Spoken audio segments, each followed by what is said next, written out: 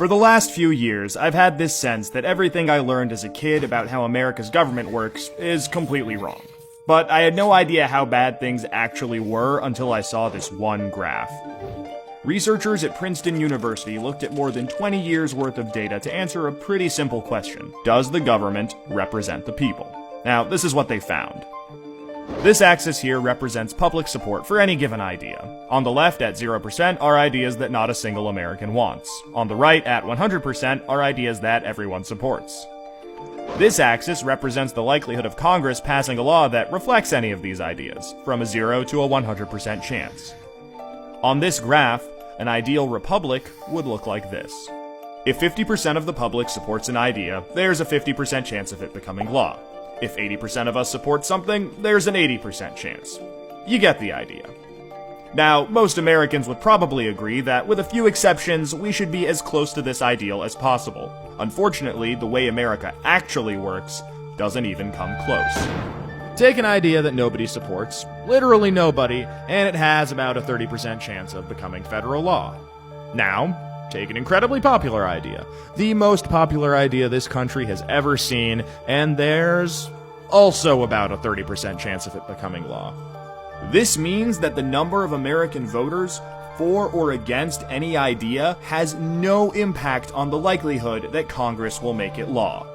Put another way, and I'm just going to quote the Princeton study directly here, the preferences of the average American appear to have only a minuscule, near zero, statistically non-significant impact upon public policy. So if you've ever felt like your opinion doesn't matter and that the government doesn't really care what you think, well, you're right. But there's a catch. This flat line only accounts for the bottom 90% of income earners in America. Economic elites, business interests, people who can afford lobbyists, they get their own line. Look at how much closer their line is to the ideal. When they want something, the government is much more likely to do it.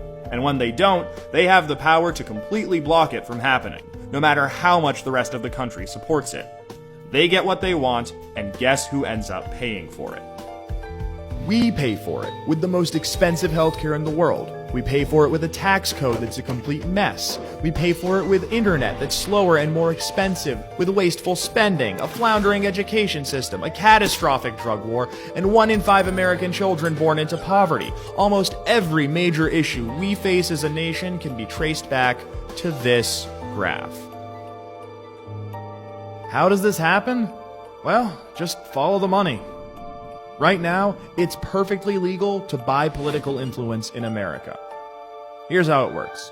Let's say a big bank wants a law that would force taxpayers to bail them out again if they repeat the exact same reckless behavior that crashed the global economy in 2008. Not exactly the most popular idea with the public, and Congress knows that. That should be the end of it. But that's where the money comes in. It's perfectly legal for our bank to hire a team of lobbyists, whose entire job is to make sure that the government gives the bank what it wants. Then, those lobbyists can track down members of Congress who regulate banks and help raise a ton of money for their re-election campaigns. It's perfectly legal for those lobbyists to offer those same politicians million-dollar jobs at their lobbying firm. Then, those lobbyists can literally write the language of this new bailout law themselves and hand it off to the politician they just buttered up with campaign money and lucrative job offers. And it's perfectly legal for those politicians to take the lobbyist-written language and sneak it through Congress at the last second. So now you've got a law that greatly benefits the banks, and the whole process can start over. This is how a bill becomes a law. A special interest hires some lobbyists, those lobbyists collect campaign contributions, offer jobs, and then write the laws that Congress then passes to help those same special interests. This happens every day on every single issue with politicians of both parties. In the last 5 years alone, the 200 most politically active companies in the United States spent $5.8 billion influencing your government. Those same companies got $4.4 trillion in taxpayer support. And that's trillion, with a T. And that's just the top 200 companies. Never mind every other special interest, every union, every trade association, and every billionaire. Every single one of them can use their money to buy political influence. You know, there's this idea out there that this only became a problem after the Supreme Court's Citizens United decision in 2010. But the data goes back almost 40 years, and the results are clear. Corruption is legal in America. And as long as it is, anyone who can spend money to buy political influence will. The solution here isn't rocket science. Make corruption illegal. We already know Congress won't do it. I mean, one look at this chart will tell you that. What we need is a plan that lets us go around Congress and do what the American people do best. Fix this mess ourselves. Well, good news. We have that plan and it's already working. Now that we've got the problem covered, let us show you how to be part of the solution.